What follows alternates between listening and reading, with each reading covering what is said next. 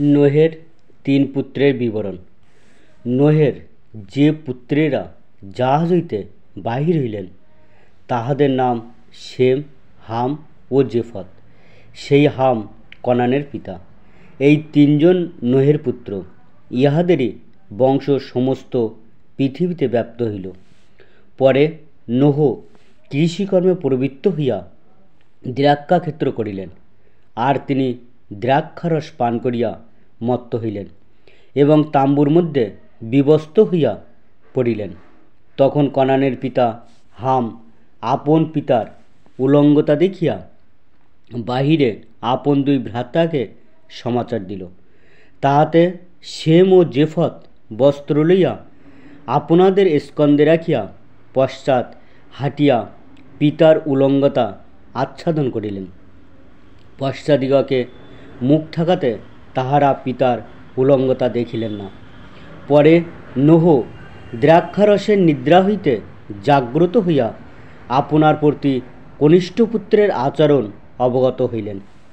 আর তিনি কহিলেন, কনান অভিশপ্ত হোক, সে আপন ভ্রাতাদের দাসানুদাস হইবে। তিনি আরও কহিলেন, শেমের ঈশ্বর সদাপ্রভু ধন্য, কনান তাহার দাস হোক। ঈশ্বর জেফতকে বিস্তীর্ণ করুন, সে শেমের তাম্বুতে বাস করুক, আর কনান তাহার দাস হোক। জলপ্লাবনের পরে নোহ 350 বৎসর জীবিত থাকিলেন। সর্বশুদ্ধ নোহের 950 বৎসর বয়স হইলে তাহার মৃত্যু হইল। নোহের বংশের বিবরণ। নোহের পুত্র শেম, হাম ও জেফতের বংশবৃত্তান্ত এই। জলপ্লাবনের পরে তাহাদের সন্তান সন্ততি জন্মিল। জেফতের বংশধরগণ। জেফতের সন্তান গোমর, মাগোগ, মাদয়, যবন, তুবল, মেশক ও তিরস। গোমরের সন্তান অস্কিনস, রিফত ও তোগর্ম। যবনের সন্তান ইলিশা, তর্শিশ, কিত্তিম ও দোদানিম।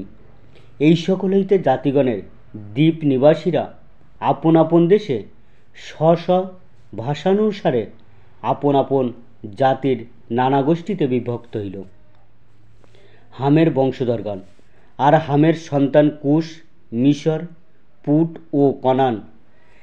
কুশের সন্তান সবা, হবিলা, সপ্তা, রয়ামা ও সপ্তকা। রয়ামার সন্তান শিবা ও দাদান। নিম্রোদ কুশের পুত্র। তিনি পৃথিবীতে পরাক্রমী হইতে লাগিলেন। তিনি সদাপ্রভুর সাক্ষাতে পরাক্রান্ত ব্যাধ হইলেন। তজন্য লোকে বলে, সদাপ্রভুর সাক্ষাতে পরাক্রান্ত ব্যাধ নিম্রোদের তুলা।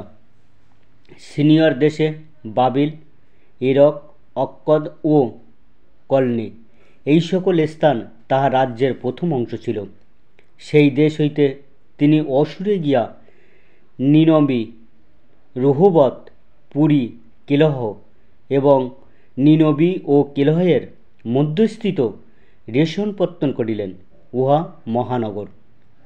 আর লুদীয়, অনামীয়, লহাবীয়, নপ্তুহীয়, পত্রসীয়, পলেষ্টীয়দের আদিপুরুষ কসলহীয় এবং কপ্তরীয়, এই সকল মিশরের সন্তান। এবং কনানের জ্যেষ্ঠপুত্র সিদন, তাহার পর হেত।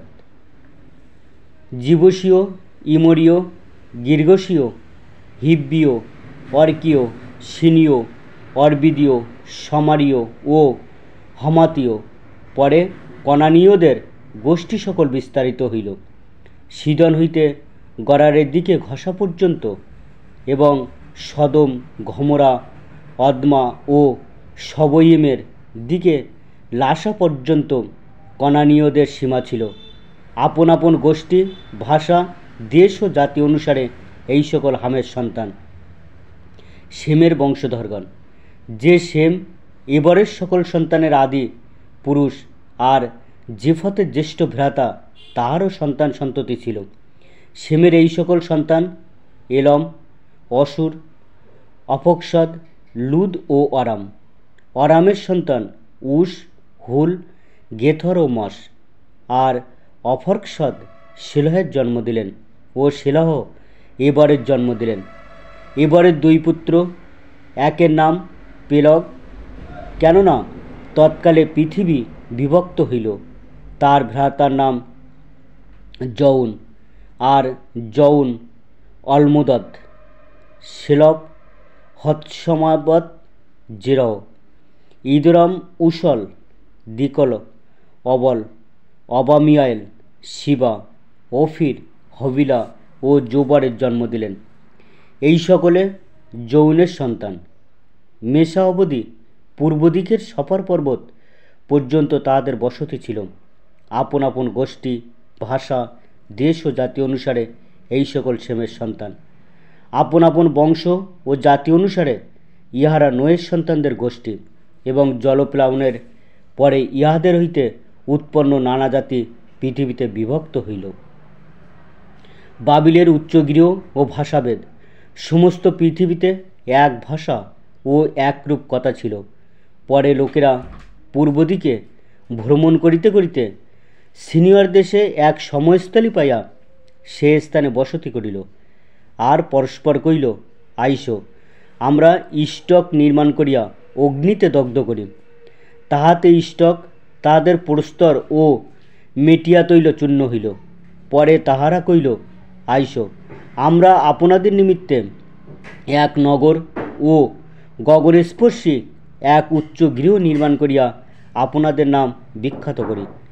পাছে সমস্ত ভূমণ্ডলে ছিন্ন ভিন্ন হই। পরে মনুষ্য সন্তানেরা যে নগর ও উচ্চ গৃহ নির্মাণ করিতেছিল, তাহা দেখিতে সদাপ্রভু নামিয়া আসিলেন। আর সদাপ্রভু কইলেন, দেখো, তাহারা সকলে এক জাতি ও এক ভাষাবাদী এখন এই কর্মে প্রবৃত্ত হইল।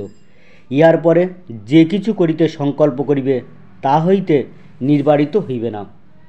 আইসো, আমরা নিচে গিয়া সেই স্থানে তাহাদের ভাষার ভেদ জন্মাই, যেন তাহারা একজন অন্যের ভাষা বুঝিতে না পারে। আর সদাপ্রভু তথা হইতে সমস্ত ভূমণ্ডলে তাহাদিওকে ছিন্ন ভিন্ন করিলেন, এবং তাহারা নগরপত্তন হইতে নিবৃত্ত হইল। এই জন্য সেই নগরের নাম বাবিল অর্থাৎ ভেদ থাকিল, কেননা সেই স্থানে সদাপ্রভু সমস্ত পৃথিবীর ভাষার ভেদ জন্মাইছিলেন, এবং তথা হইতে সদাপ্রভু তাহাদিওকে সমস্ত ভূমণ্ডলে ছিন্ন ভিন্ন করিয়াছিলেন। ঠিক আছে বন্ধুরা, আজ এই পর্যন্ত। সকলেকে অসংখ্য ধন্যবাদ জানিয়ে এখানেই শেষ করছি। বাইবেলের সমস্ত অধ্যায় জানার জন্য চ্যানেলটি সাবস্ক্রাইব, লাইক এবং শেয়ার করবেন আপনাদের বন্ধুবান্ধব এবং আত্মীয়স্বজনদের কাছে। আর বেল আইকনটি প্রেস করতে ভুলবেন না, কারণ এই রকম আরও ভিডিও আপলোড করতেই প্রথম নোটিফিকেশান আপনার কাছে পৌঁছাতে পারে। নমস্কার।